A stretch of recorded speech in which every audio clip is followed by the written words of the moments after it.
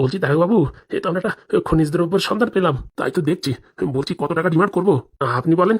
এই এখন ভোটের সময় তো যা চাবো তাই দেবে। হ্যাঁ, তাহলে কত চাওয়া যায়? বলছি 10 চাই। হ্যাঁ, 5 তোমার 5 আমার। একদম স্যার, ভালো একটা জায়গা দেখেছিলাম, 5 লাখ টাকা কম পড়তিছে। একদম পূর্ণ হয়ে গেলি না, ওই রাস্তার পাশে 6.5 কাঠা জমি আছে, ঘপাত করে কিনে নেবো। বলছি জায়গা জমি কি খালি তুমি একা কিনবা, আমার একটু খবর টবর দাও নাকি? আচ্ছা স্যার, আপনার জন্য ভালো একটা জায়গা দেখি খবর দেবানি। তাহলে আর দেরি কিসের, চলো। বলছি ওই ঝিঙ্গালালা উকিল বাচ্চারা ছাড়বেন কি রাখিয়ে দেবেন? না না, ও মাল রাখা থেকে ছাড়া যাবে না, যতক্ষণ হাতে মাল করি না আসবে ততক্ষণ ছাড়া যাবে না, কি বলো? হ্যাঁ একদম স্যার। বলছি স্যার, আমার মাথায় একটা শয়তানি বুদ্ধি আসতেছে, জানি না কাজ করবে কি না করবে। আরে বাবা, তোমার বুদ্ধি সবসময় কাজে লাগে, বলি ফেলাও দেখি কি কথা।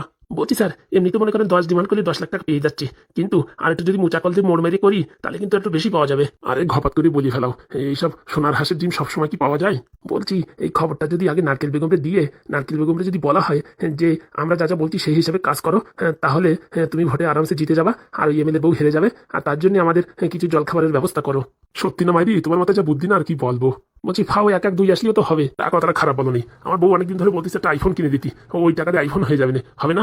কি যে বলেন স্যার, একদম তুঙ্গে হবে, তুঙ্গে। তাহলে এক কাজ করলেই হবে না, ওই আর পয়সা করে চাওয়া যাবে না, ডাইরেক্ট বলতে হবে আইফোন 16 না 17 ম্যাক্স প্রো, ওই একটা দিলেই হয়ে যাবে। তাহলে স্যার আমি আমার একটা বউ জেনে নিয়ে নেবানি, ভারী খুশি হবে না।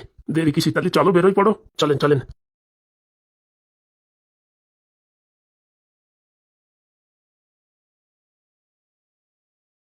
আরে কি এ কদম, অত জোরে জোরে ডাকছো কেন? বলছি ম্যাডাম, একটা দুঃখের খবর। দুঃখের খবর মানে?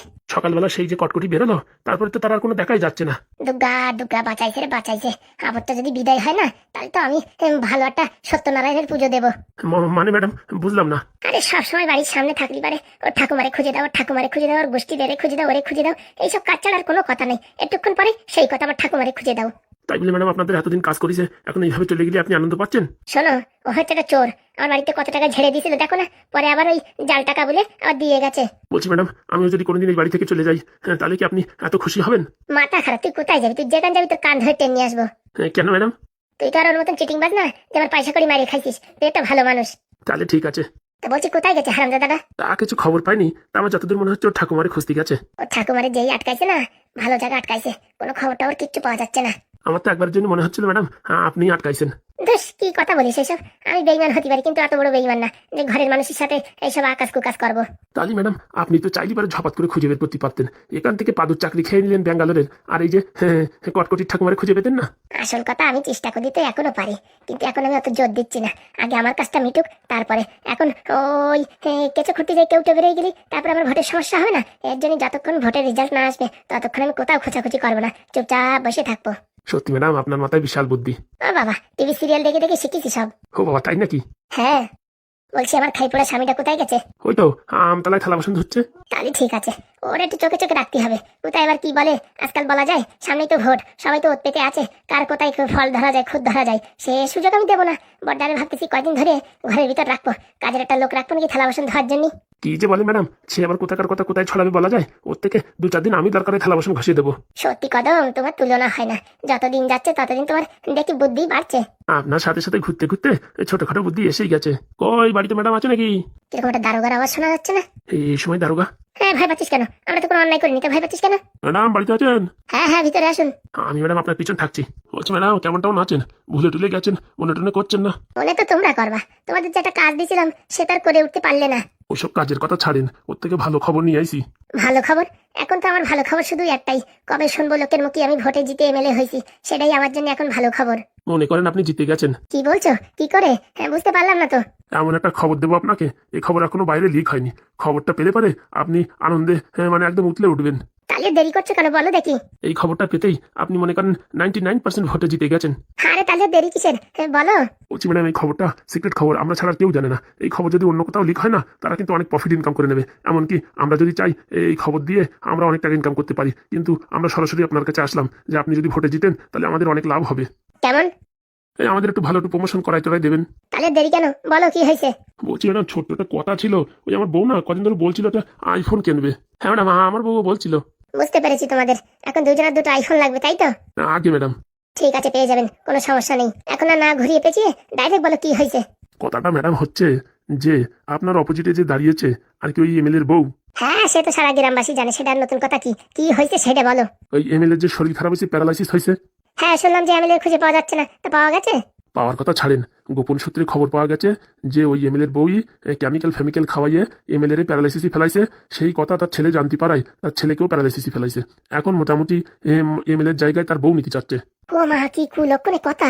নিজের বরে এরকম কাজ করতে পারলো? আমি আমার বরের উপর সবসময় চিটকেরি করতে থাকি, খিস্তি মারতে থাকি, কিন্তু মনে কোনোদিন আসেনি যে এরকম প্যারালাইসিস করে ফেলাই রাখবো। বাবারে বাবা, ও তো এরকম সেরকম মহিলা না, মানে জিতার জন্য নিজের স্বামী ছেলে সবকিছু জলাঞ্জলি দিতে পারে। হ্যাঁ, এই কথাটা আপনি ভাবেন, এই কথাটা যদি গ্রামে গঞ্জে সব জায়গায় প্রচার হয়ে যায় তাহলে কি আপনার কেউ ভোট দেবে? কেউ দেবে না, কেউ দেবে না। তাহলে ম্যাডাম ভাবেন, আপনার জিতা তো 100%। তাহলে আর দেরি কিসের? মাইক নিয়ে চেঁচিয়ে চেঁচিয়ে এখন বলে বেড়াতে হবে। তাহলে ম্যাডাম আমাদের দুজনের দুটো আইফোন কমপ্লিট তো?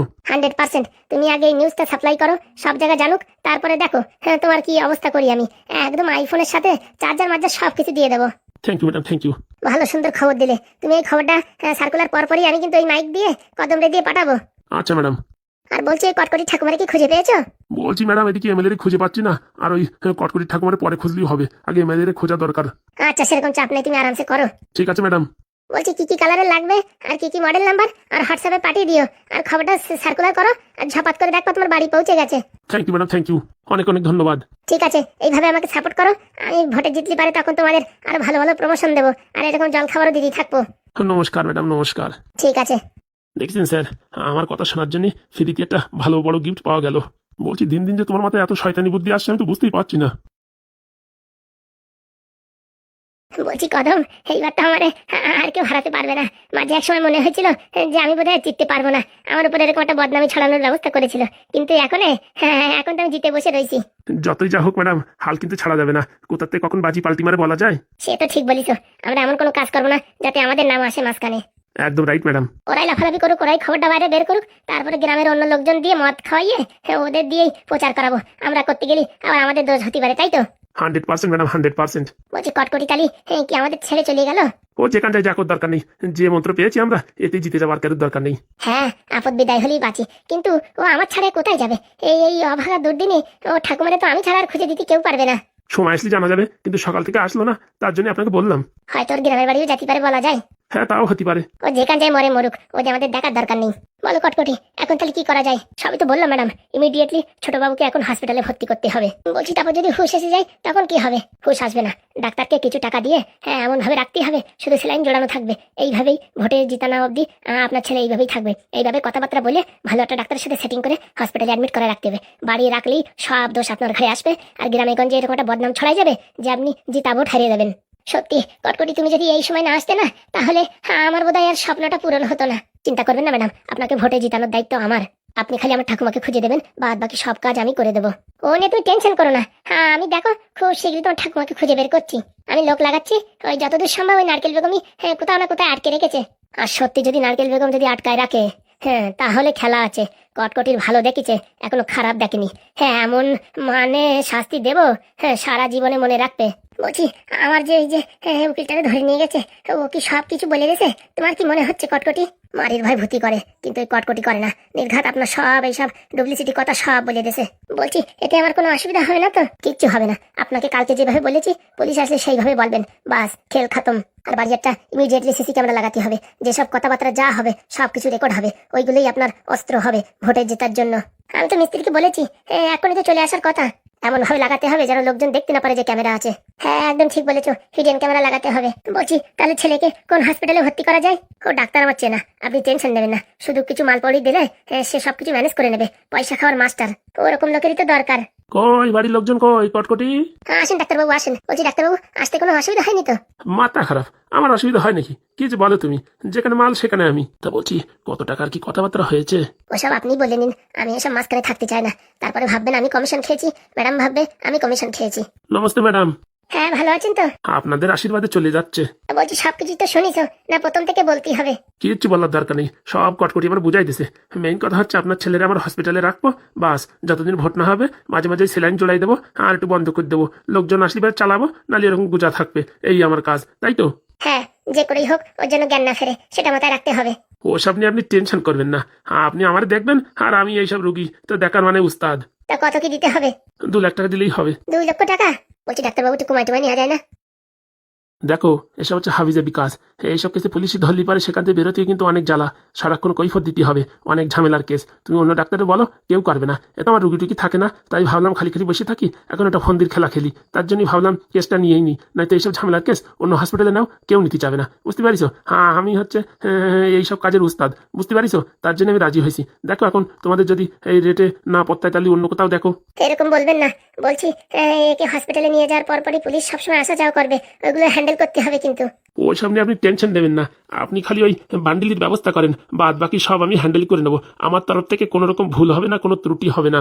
বলছি একটা ভুলেই কিন্তু সব শেষ হয়ে যাবে।